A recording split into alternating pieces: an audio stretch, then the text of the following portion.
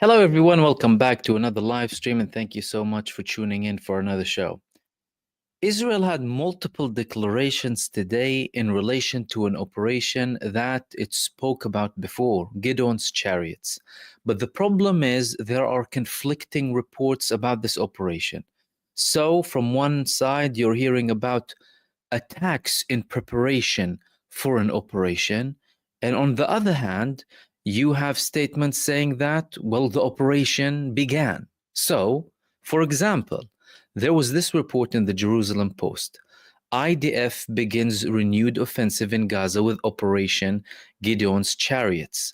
Then there was another report in another website, Ynet, saying that, no, actually, hold on, IDF announced a seizure of controlled territory in Gaza, part of the opening moves for Operation Gideon's Chariots. Now, if you go to the website of the Israeli army, you don't see any statement issued about the operation beginning. Benjamin Netanyahu declared a few weeks back that Israel is planning an operation called Gideon's Chariots in case Hamas in particular don't agree to a deal upon the arrival of Donald Trump to the region.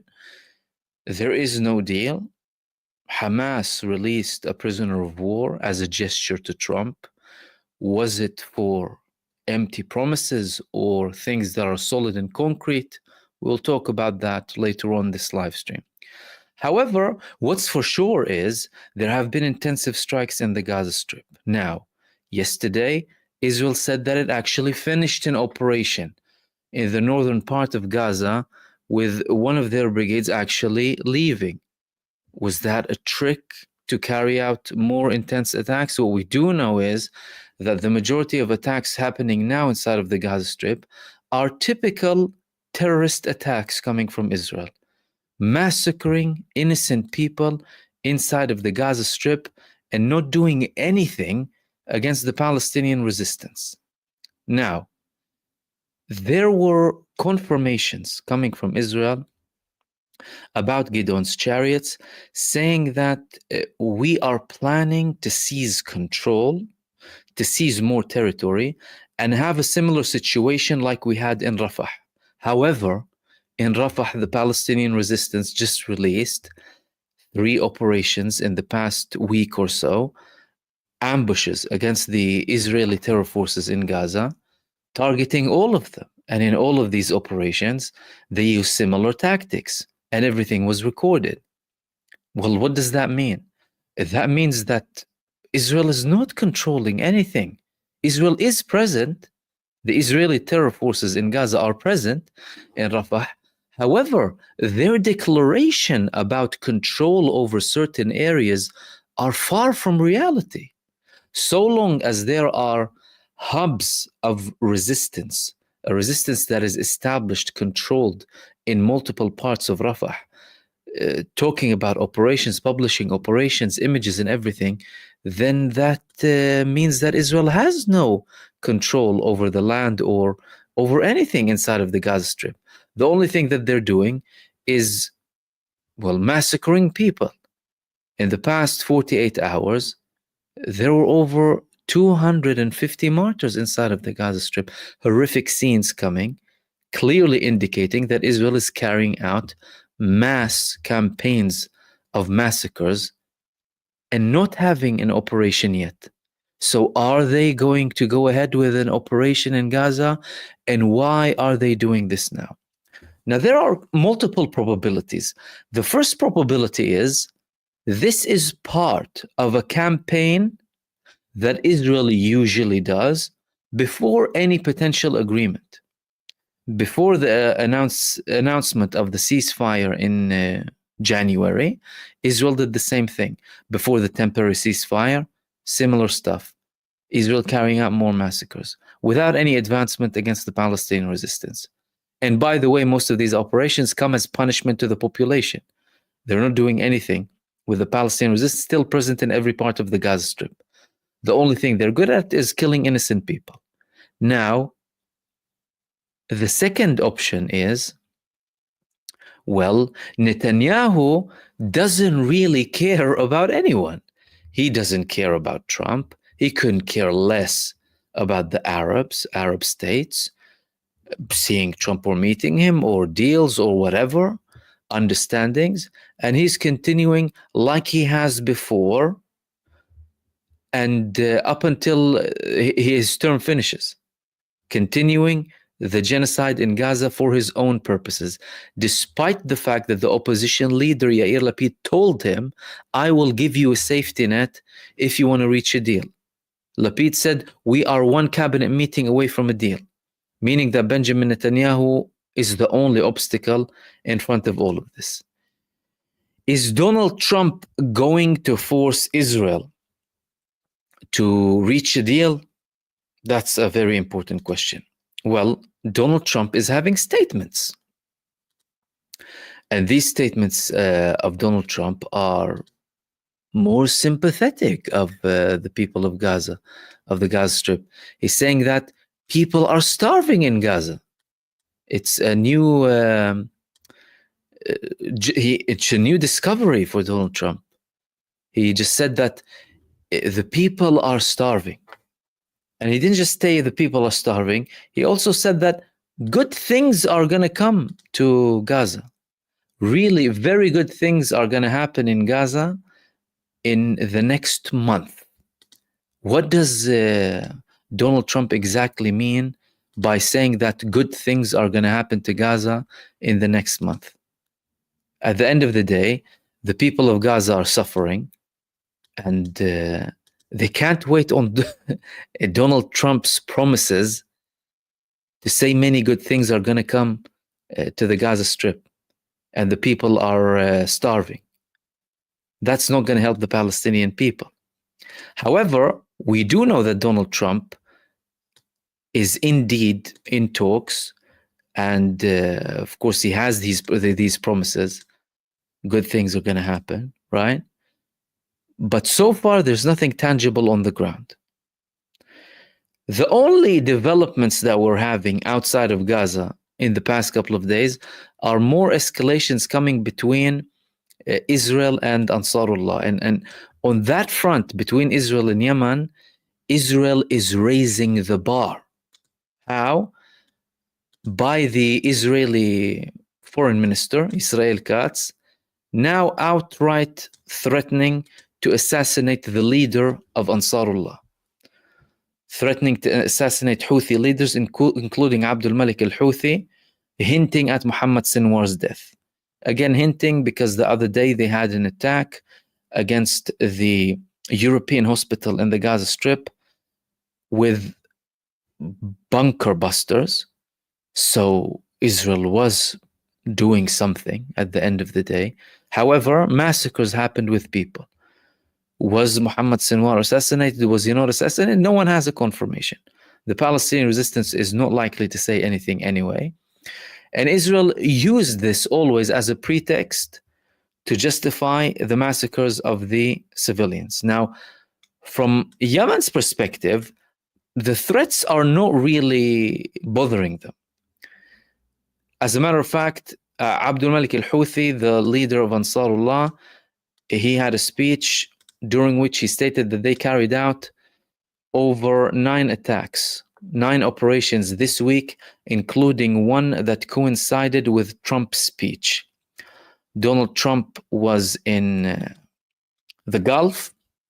He was having meetings with the Arab states, and they were, of course, giving him money, while Yemen was targeting Israel, simultaneously with the speech of Donald Trump. As in sending a message to the Arab states, you can talk with him, but this is how we talk with our enemy, by launching missiles. Now, Israel is also attacking, but the problem with Israel's attacks inside of the Yemeni territories is the fact that they don't really have any bank of targets now. Again, they are attacking what? Al-Hudaydah and Al-Salif. The goal is a naval blockade of the Houthis. The Houthis have been hit much harder, including their leadership, according to Benjamin Netanyahu. This is the 8th Israeli attack in Yemen since the beginning of the conflict.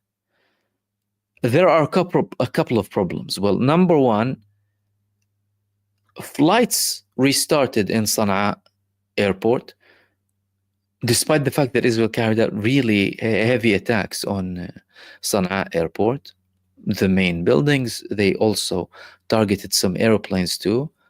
Yemen announced that no, we restarted everything. And Al Hudaydah, well, the next day that Israel targets it, they continue to operate. This shows you clearly that they're ineffective with Yemen. They're not effective whatsoever, and they are continuing. Yemen is continuing with its attacks against Israel.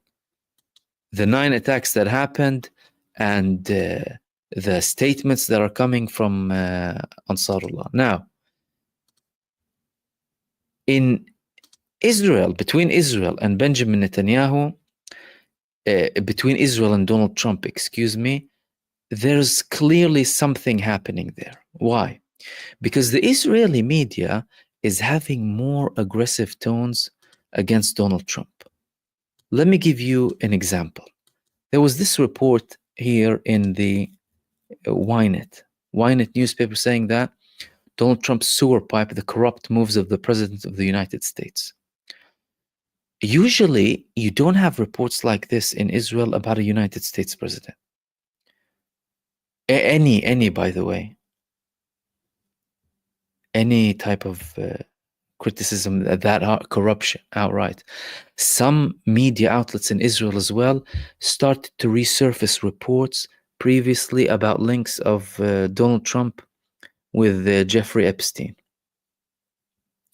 Not that there's hard evidence, by the way, against Trump. We know that he did have links with Epstein. There was nothing like, no one came out against Donald Trump in particular. However, the media in Israel is starting to criticize him. We spoke about the tone of Donald Trump. You know, Gaza starving, good news is going to come to Gaza. And not just that, now senators as well in the United States saying that you need to intervene to lift the blockade of the Gaza Strip. Usually senators don't really criticize Israel that much. Now, that tells you that what? That tells you that there is something happening. There is a level of pressure. Trump also said that he's gonna, by the way, take care of Gaza. The people of Gaza are starving. The United States will take care of it. How exactly? I mean, the bombs that are landing on Gaza are still American now, what Israel is using inside of the Gaza Strip. But there's something going on.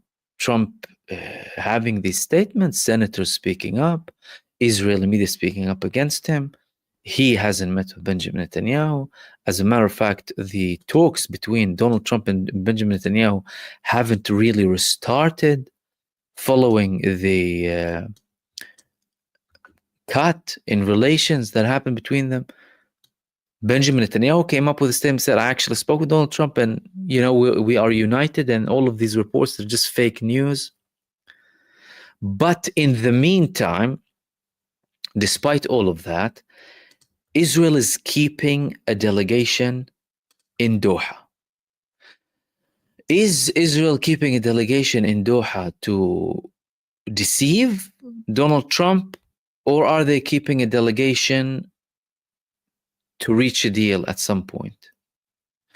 The statements that came from the IDF before, they spoke about pressure, military pressure inside of, as in massacres, you know, genocide, so that we can apply pressure on the Palestinians in relation to the negotiations. So something is happening. Something is happening. However, the Palestinians are still paying the price. We still haven't seen any aid going in. We still haven't seen a ceasefire. As a matter of fact, Israel escalated its attacks in Gaza in the past couple of days.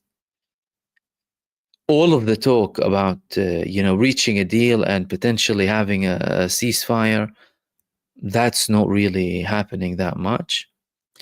And of course, the main thing is that the people are still suffering inside of the Gaza Strip.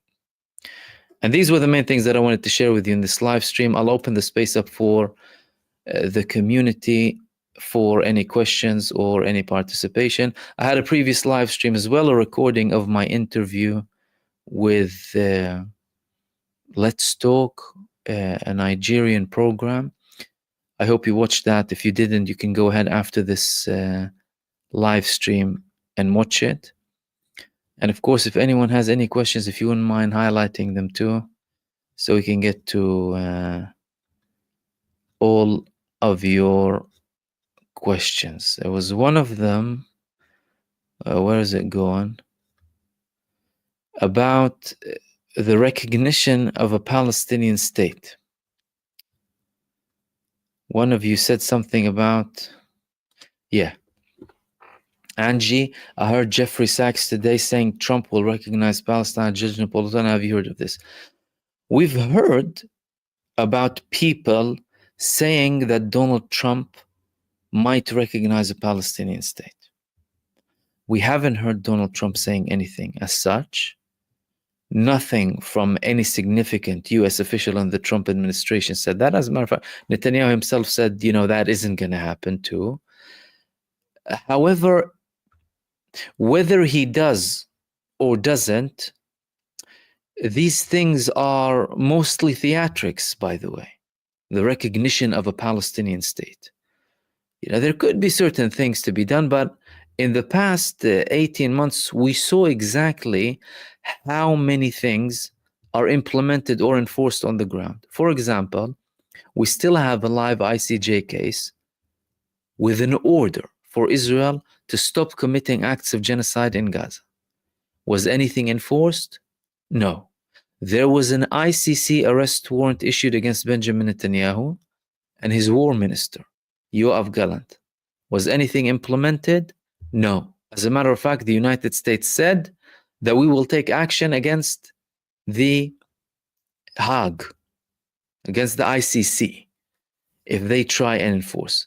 So despite the talks, and there are people talking about this, we haven't seen anything substantial yet.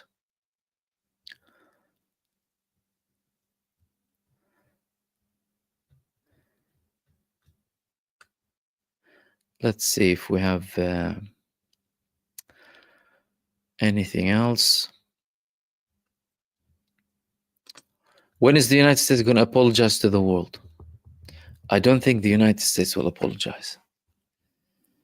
I think the United States might be forced to take certain actions based on natural developments that are happening globally. Internationally, all of what's happening in Palestine is coming in a phase of international global changes. Global power changes that came following decades of hard work, geopolitical developments, financial developments, the rise of new global superpowers, the rise of the BRICS, more countries joining in to have a backdoor to this system that the United States is dictating, the United States hegemony. And the United States, if it concedes as a global superpower from its like hegemonic position, it's only because it's forced to, not because it wants to. Because no empire previously just simply gave up power like this. As a matter of fact, they became more aggressive towards the end. Now, the interesting thing is that these changes are coming simultaneously with the case of Palestine and Gaza too. And it's very relevant because Israel is a representation of this global power of the United States. Israel is the final colony of the Western enterprise in the region. Therefore, if something happens to the United States, something will happen to Israel too. Gullyberg, Mahmoud, what Hamas and Hezbollah have been hit with would dismantle whole countries, but they are still standing. It's remarkable. Yes, both. If we consider, let's take, and that's, by the way, not to kind of, it's not like as a diss or anything to anyone else or any other country. However, if we take Japan and Gaza, Japan in World War II had 2 nuclear bombs landing on Hiroshima and Nagasaki. 250,000 people only these attacks too. They raised the white flag. The United States still has so much power inside of Japan, despite, of course, rising criticism from many in Japan against this, against the United States base in Okinawa, against the United States influence. If you compare that to what Gaza has suffered, and Gaza hasn't raised the white flag, what Japan suffered is approximately 2 to 3%. States would raise the white flag, but that's not in the nature of the Palestinian people in Gaza, especially. Why? Because they've been through so much with this enemy. They know them very well. And they know they have a live example of, if you raise the white flag, what happens to you. For example, the Palestinian Authority in the West Bank denounces any acts of, for example, armed resistance against Israel, even though it's enshrined in international law. So the people in Gaza see that and tell you, well, hold on a second, they raised the white flag. Why isn't there peace? Well, it's because this country isn't satisfied with that. Do you understand? So they have that knowledge, and that knowledge doesn't allow them to raise the white flag.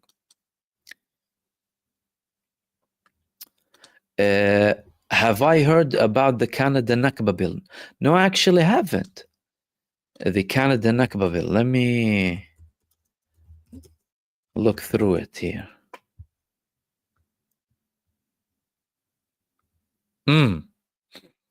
That's from last year, though. Oh, hold on a second. To mark the Nakba. Groups propose Nakba bill to define and safeguard Palestinians. That's interesting.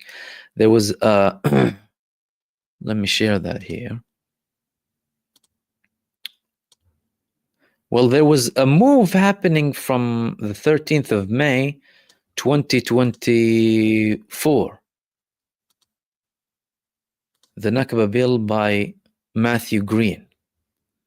In December of last year, NDP MP Matthew Green took the lead sponsoring a private members bill and formally named the Nakba bill. While the next Greens bill has not been made public, Green has made clear that his bill will call for Canada to formally acknowledge the Nakba and its tragic consequences for the Palestinian people. Nice. Interesting. The one that that's recently come up after this and pops up when you Google it is Canadian leaders gather in Parliament Hill to mark injustices against the Palestinians. So it doesn't look like it basically went through, unless I'm missing something. But that's a very interesting move. Look, the Spanish leader calling Israel a genocidal state. That's very good.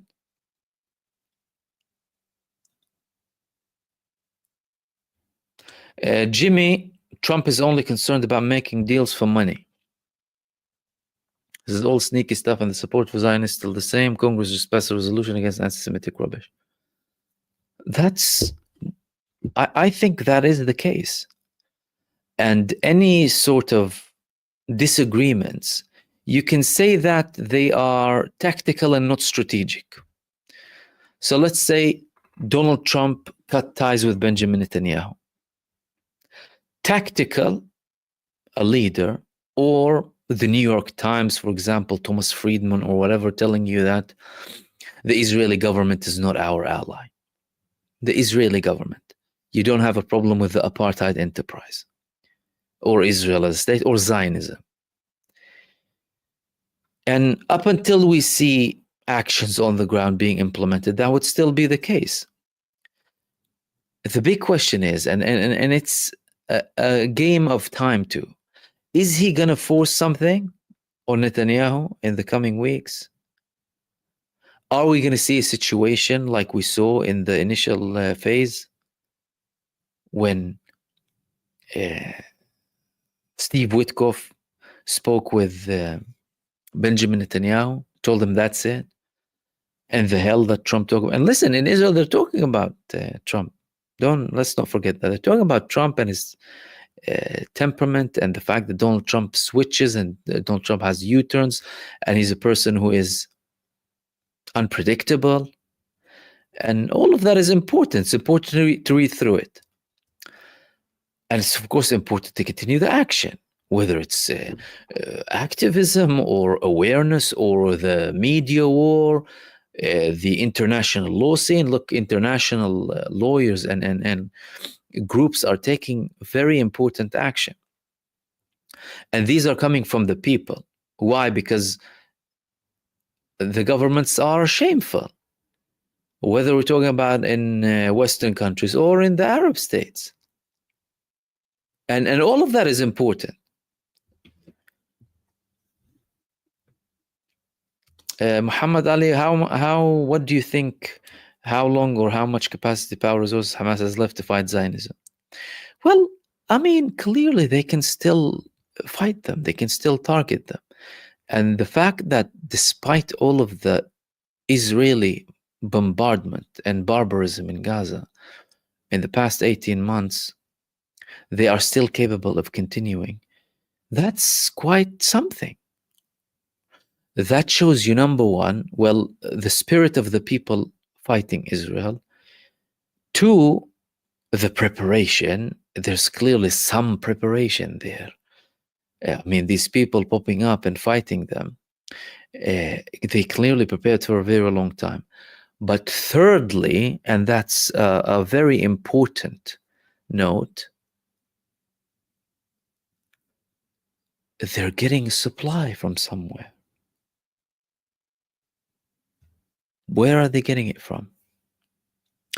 Israel declared the other day that they left like 3,000 undetonated bombs in Gaza. But the Palestinian resistance is still fighting them with the same things that they had before. So clearly, they are either continuing to manufacture or they still have some sort of a supply line. How, where from? Could be from many locations.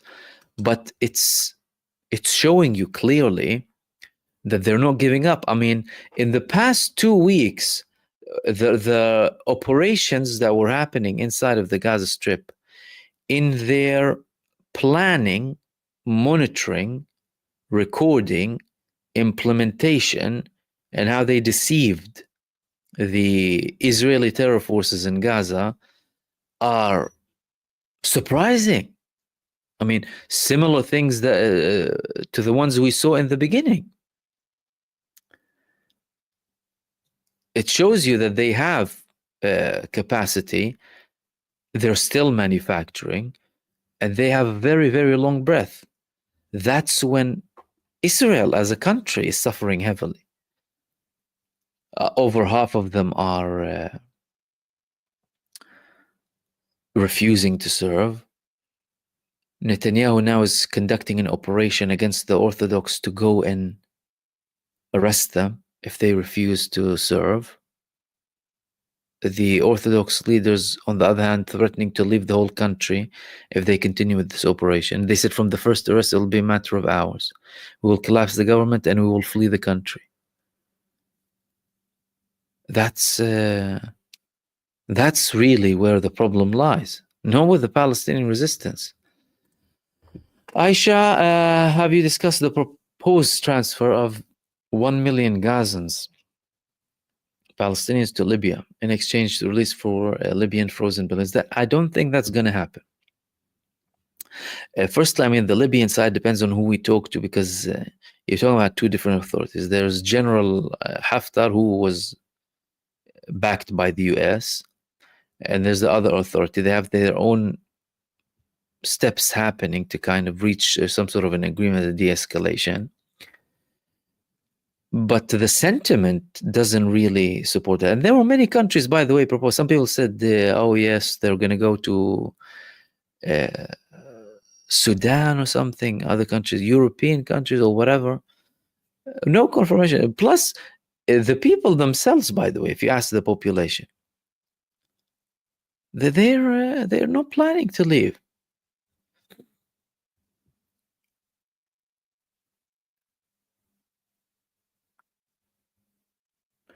Think before you type. Should the Palestinians use clever negotiation tactic by including part of their negotiations to free the Western world from Israeli agents and agencies like AIPAC? I think this is something that's happening naturally. How? Well, the Western population is now aware that its own governments are conducting operations against their will and somehow legitimizing support for a country like Israel. And this lobby has now finally been exposed. So some people who left AIPAC, they made certain statements. One of them said that when he joined AIPAC, he was told by the people in AIPAC to keep his work on the low. He said, we're like a flower that grows in the dark, a flower. Now that they're exposed, and you have websites like Track AIPAC, for example, the Palestinians don't even have to use that. However, naturally, there are certain progressions, like this rift that happened between Netanyahu and Donald Trump, that are showing you clearly that there's some sort of a disagreement between the administrations. But that's not something that either the Palestinians or the other countries should wait upon, by the way. Like hoping, let's hope Donald Trump will change. Where is your action? That's the question. I mean, if you're a country, what are you doing? As individuals, what are we doing? These are the questions. And thank you for that. As think before you type, and thank you everyone sending supers as well. Much appreciated.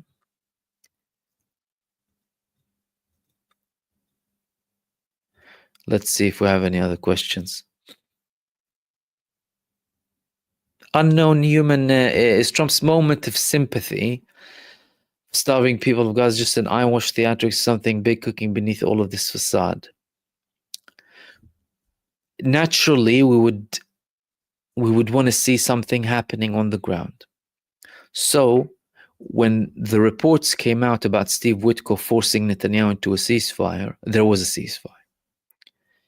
Now, either the pressure that we heard about so much hasn't been effective, or it's just all a show. There are reasons to believe that there is pressure. But the key point here is the individual. Who's that individual? Netanyahu.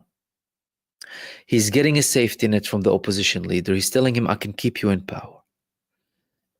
However, he's choosing to remain with his current allies and continue. Is there something that is not satisfactory for him there with that safety net, or is the safety net going to be temporary? There was no elaboration on that. But the opposition leader, in his recent statement, he said, we will give you a safety net to continue as much as you want. Just reach a deal.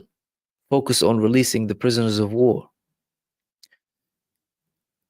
However, he's still choosing to continue there. that to me shows that this safety net isn't to the satisfaction of Benjamin Netanyahu, isn't satisfactory for him. Either it doesn't allow him to remain in power up until October 2026, or it will require a call for early elections after like 4 or 5 months or whatever, and he doesn't want any of that. And listen, we need to really consider that the man is a psychopath. And if you're a psychopath, then things will play in your head.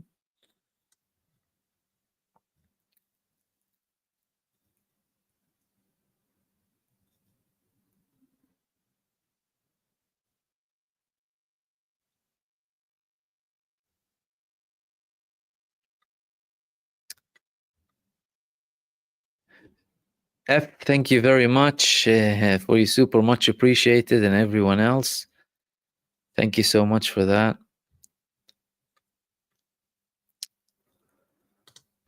The soldier of truth. In light of American politics, how can the American people play a role in supporting and stopping this genocide? In the same way that other populations do, but there's an extra responsibility, an additional responsibility, and that's unfortunately for Americans. It's because the United States administration or the United States corporation, I mean, is the United States a country or is it a company, a big corporation? There's some evidence to show that it's actually a corporation. What they're actually doing. Now, there is a reason why some of the biggest moves in Western countries are happening in the United States, whether with the movements that are focused on the Palestinian cause or movements primarily run by Jewish organizations or more general groups. There's a lot to that.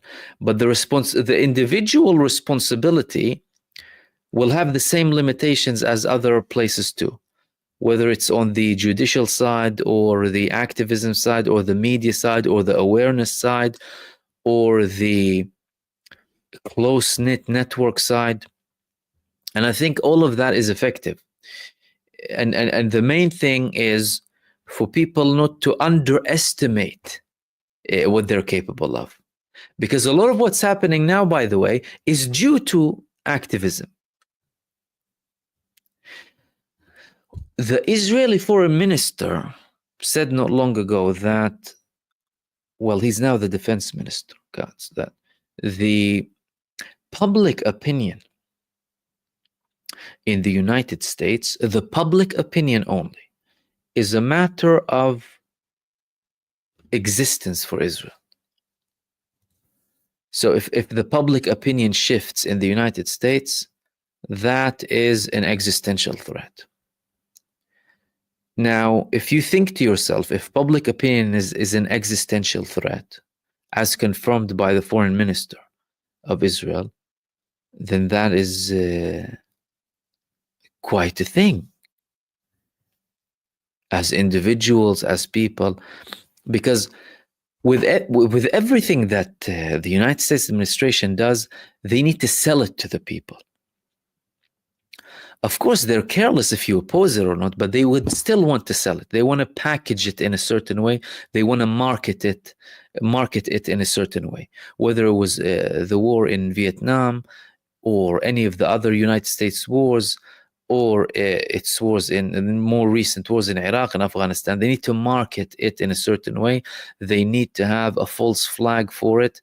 They need to sell it to the public. If the public is immune to all of these attempts and all of these sales pitches coming from the actual government, then that's it. You're doomed to fail. And that's very, very significant and important.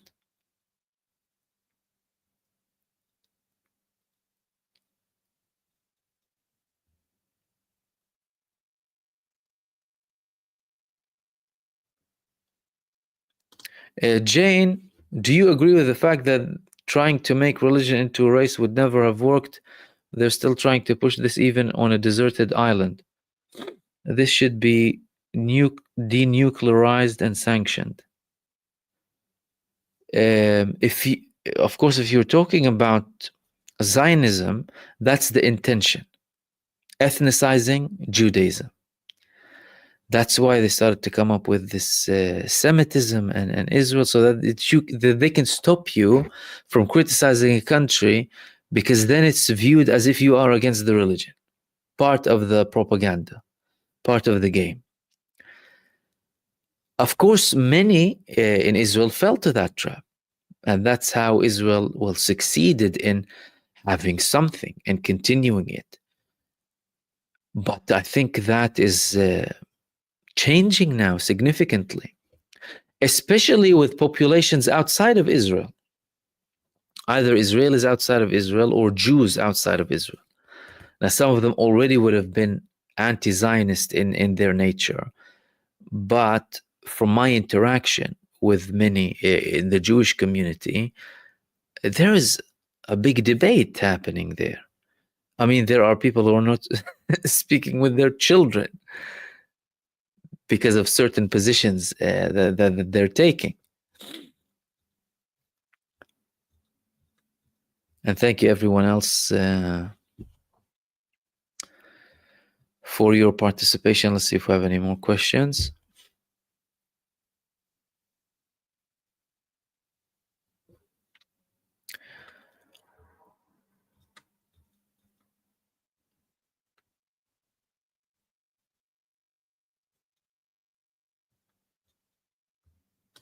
Jimmy.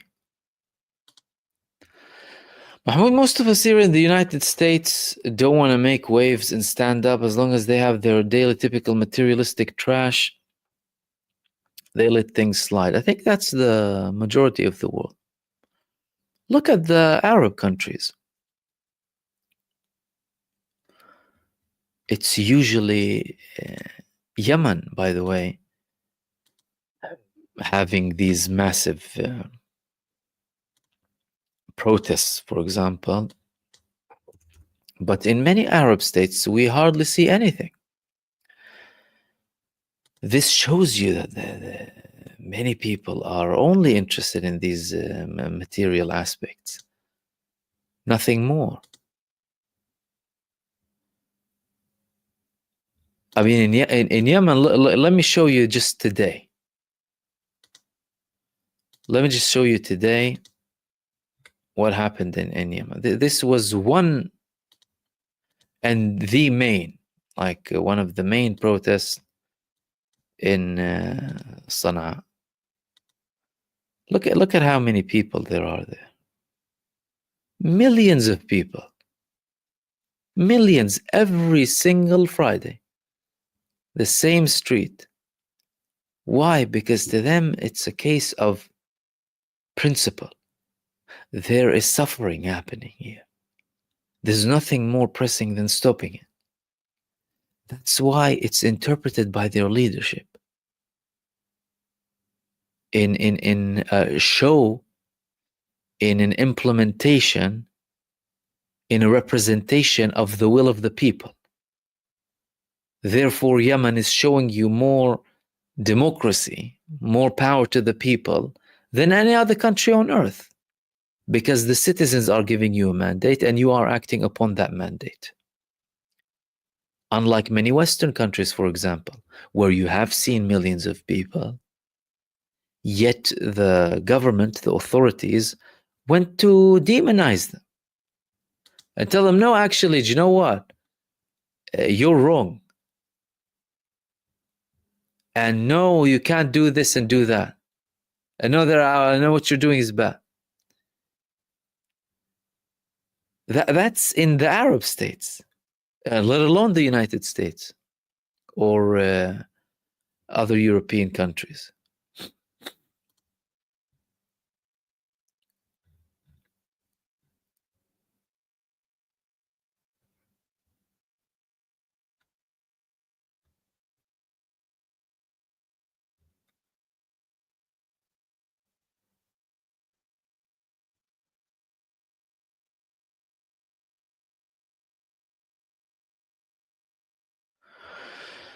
Let's see if we have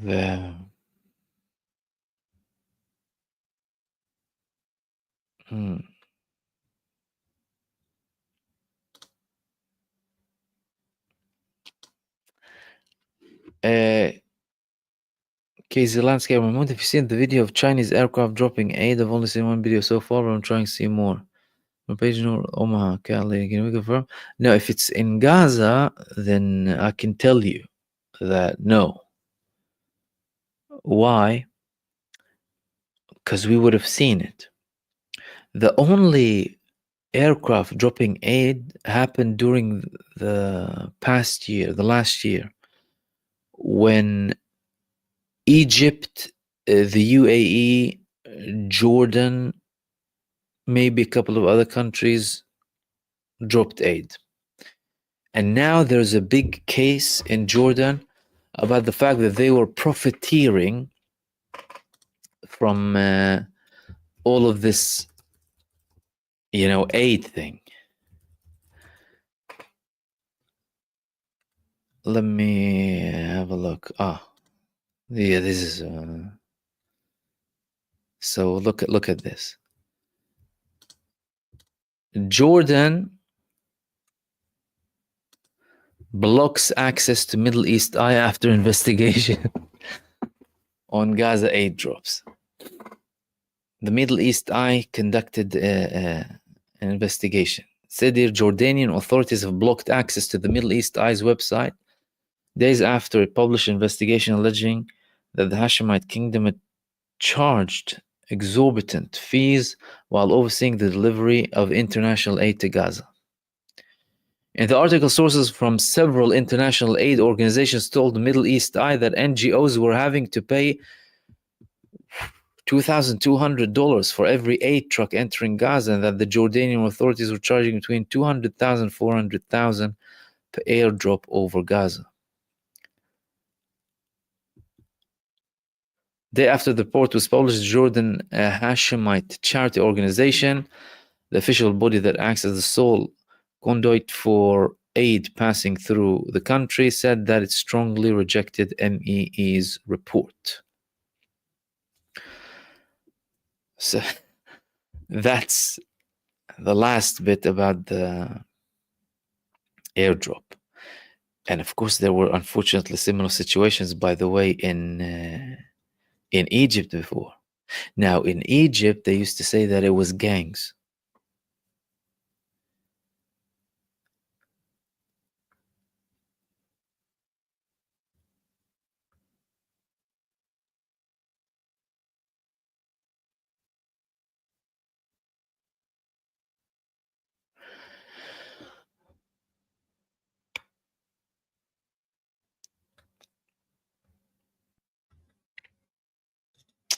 Let's see if we have anything else.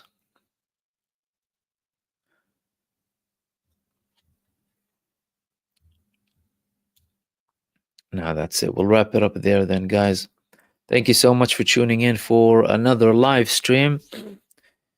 I'll hopefully have the segments for you, because I have the live streams and segments for each subject that I talk about to make it easier for my viewers who like to kind of directly dig into the subject in the next day. I'll hopefully be with you tomorrow as well, either with a live stream or with a recorded video. In the meantime, everyone, thank you so much for tuning in. Thank you for everyone who sent supers as well.